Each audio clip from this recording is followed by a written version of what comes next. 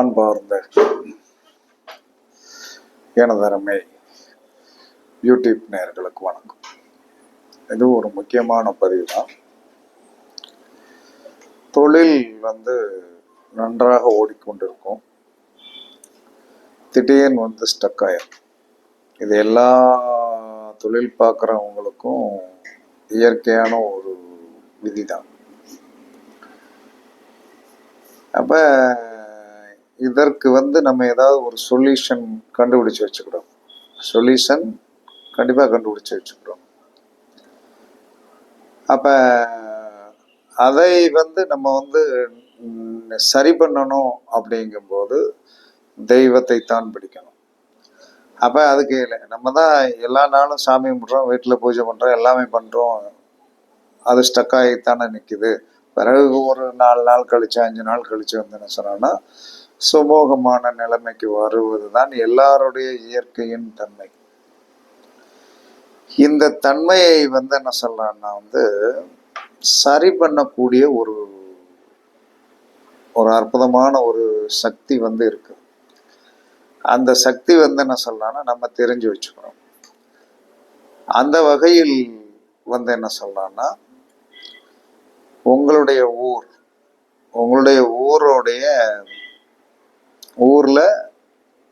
உங்க ஊர்ல நீங்க இருக்கிற இடத்திற்கு ஈசானிய மூலை என்பது வடகிழக்கு மூலை. அந்த வடகிழக்கு மூலையில் இருக்கிற ஏதாவது ஒரு என்ன தெய்வமா இருந்தாலும் சரிதான், அதுக்கு கல்லுக்கு துணி வச்சு கட்டினாலும் சரிதான், அல்லது ஏதாவது ஒரு கோவிலாக இருந்தாலும் சரி, ஒரு பிள்ளையார் கோயிலாக இருந்தாலும் சரிதான், அந்த கோவிலுக்கு இந்த தொழில் ஸ்டக்கப் ஆனவங்க போகணும். திறந்திருக்கும், சில நேரங்களில் திறந்திருக்கலாம். எப்படியுமே ஒரு கோயிலுன்றதா ஒரு பூஜை அப்படிங்கிறது கண்டிப்பாக ஏதோ நடத்துவாங்க, நடத்தாமல் இருக்க மாட்டாங்க. அப்போ அந்த இடத்திற்கு போய் நீங்கள் என்ன செய்யணும்னா, அந்த எப்படி இருந்தாலும் ஒரு ஃபோன் நம்பர் எழுதி போட்டிருப்பாங்க. ஏன்னா பூசாரிகள் கண்டிப்பாக அவர்களுக்கு ஏதாவது ஒரு 10 ரூபா வருமானம் கிடைக்குமா அப்படிங்கிற நோக்கத்தில் தான் இருப்பாங்களே தவிர எழுதாமலாம் இருக்க மாட்டாங்க. அப்போ நம்ம போய் அந்த நம்பரில் தொடர்பு பண்ணி, இல்லை நீங்கள் உள்ளூரில் இருக்கீங்கன்னா என்ன சொன்னாலும் அந்த இடத்துக்கு போய் அங்கே யார் பூஜை வைக்க என்னன்னு கேட்டு நம்பரை வாங்கிட்டு உங்களுக்கு எப்பெல்லாம் தொழில் ஸ்டக்கப் ஆகுதோ அந்த நாளில் சும்மா போகக்கூடாது. கோவிலுக்கு எப்பயுமே சும்மா போகக்கூடாது. ஒரு மாலை வாங்கிட்டு போகணும். அது என்ன மாலையாக இருந்தாலும் சரிதான். ஒரு மாலை 11 வெத்தலை 11 கொட்டைப்பாக்கு, 11 வெத்தலை 11 கொட்டைப்பாக்கு. அதற்கு அடுத்து என்ன சொன்னா 2 நாட்டு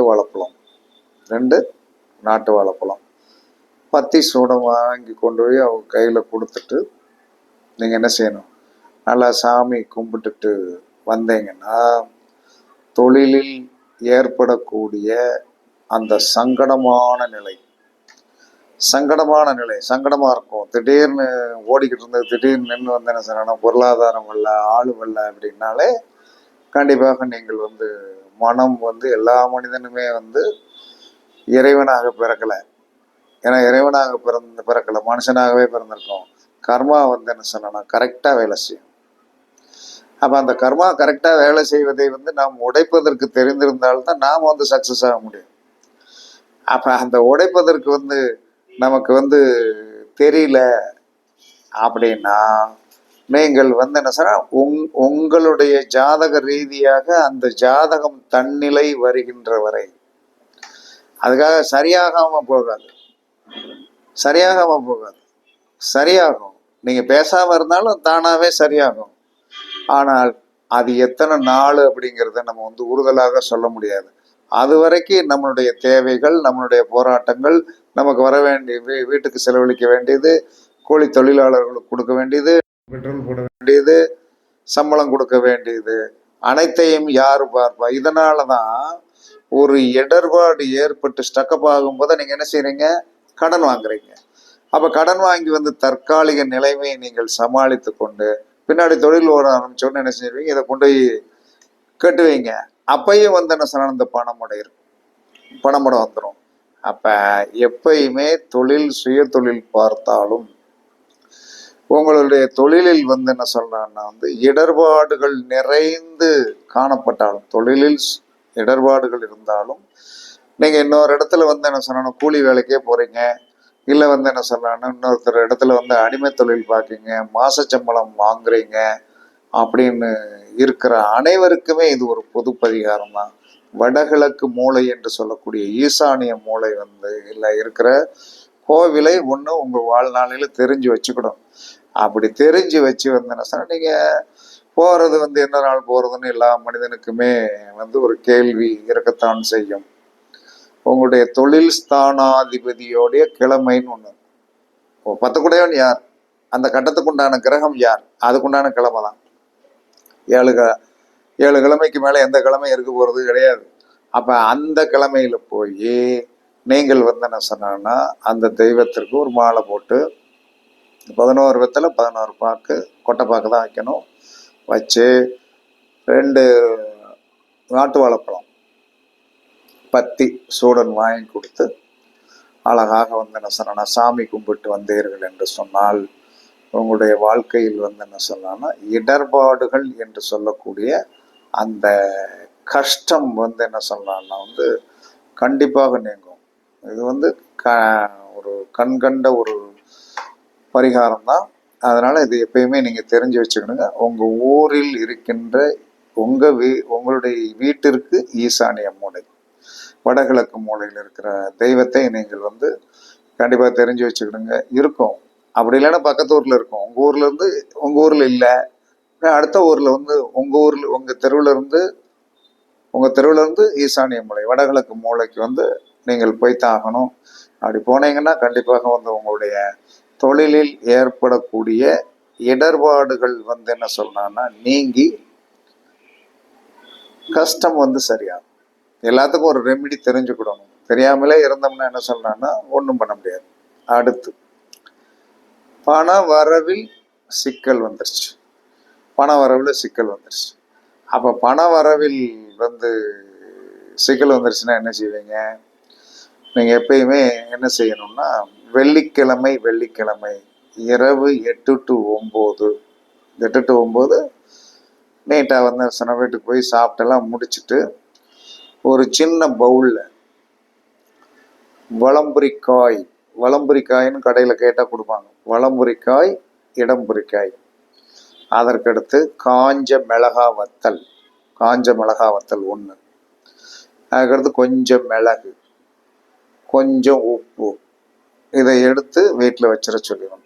இதை எடுத்து ரெகுலர் ஒரு 6 மணிக்கு மேலேயே வந்து சென்டர் ஹாலில் வைக்க சொல்லிடுங்க. 6 மணி 7 மணிக்கு மேலே வைக்க சொல்லிடுங்க. நீங்கள் குளிச்சு முடிச்சு சாப்பிட்டு முடிச்சுட்டு படுக்க போகிற நேரத்தில் வந்து அந்த இது இருக்கு இல்லையா, வலம்புரிக்காய், இடம்புரிக்காய் ப்ளஸ் அந்த மிளகா வத்தல் தான். மிளகு கொஞ்சம் போட்டுக்கலாம், உப்பு கொஞ்சம் போட்டுக்கலாம். இதை எடுத்து உங்கள் கையில் எடுக்கணும். கையில் எடுத்து நல்லா மூடிக்கிட்டு தலையை வலம் 3 இடம் 3 சுற்றி உடம்பில் வந்து இந்த பகுதி, வலது பகுதி இடது பகுதி அனைத்து பகுதிகளையும் தேய்ச்சி திரும்ப அந்த பவுலில் போட்டு வீட்டில் கொடுத்துருங்க. அவங்க வாசலில் வச்சு, வாசலுக்கு கொஞ்சம் தள்ளி வச்சு என்ன சொன்னாலும் நீட்டாக ஒரு சின்ன மண் கிளியஞ்சட்டி, அகலமான கிளியஞ்சட்டியில் 4 கற்பூரத்தை போட்டு தணல் வளர்த்து வந்து என்ன சொன்னான்னா அதை எரிச்சிடணும். இப்படி நீங்கள் ரெகுலராக செஞ்சு வந்துக்கிடணும். ஏதாவது ஒரு முறையை வந்து நாம் தெரிந்து வைக்காமல் இந்த சமூகத்தில் பிரபஞ்சத்திடம் வந்து நாம் ஜெயிக்க முடியாது. பிரபஞ்சம் வந்து என்ன சார், ஸ்டக் ஆகிற நேரத்தில் ஸ்டக் ஆகிக்கிட்டு தான் இருக்கும். கஷ்டத்தை கொடுக்குற நேரத்தில் வந்து கஷ்டத்தை கொடுத்துக்கிட்டு தான் இருக்கும். பிரபஞ்சத்தை வந்து நாம் வந்து என்ன சொல்லலாம், நான் வந்து நம் இஷ்டத்துக்கு வளைக்க முடியாது. ஆனால் பிரபஞ்சம் கொடுக்கக்கூடிய இந்த ஸ்டக்கப்பை சரி பண்ணக்கூடிய இந்த விதமான பரிகாரங்கள் நீங்கள் வந்து தெரிந்து கொண்டீர்கள் என்று சொன்னால் கண்டிப்பாக இது வந்து உங்களுக்கு சிரமம் இல்லாமல் வந்து என்ன சொல்லணும்னா நீங்கள் செஞ்சுக்கிடணும்.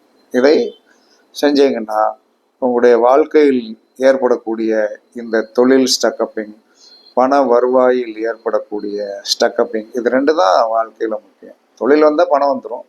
சில நேரங்களில் தொழில் வந்து எல்லா வேலையும் முடிச்சு வச்சிருப்போம், பணம் கொடுக்க மாட்டான். அப்ப அதையும் சரி பண்ணக்கூடிய சக்தி தெரிஞ்சிருக்கணும். தொழிலை மட்டும் நம்ம வந்து சரி பண்ணக்கூடியது தெரிஞ்சு வச்சிருக்க கூடாது.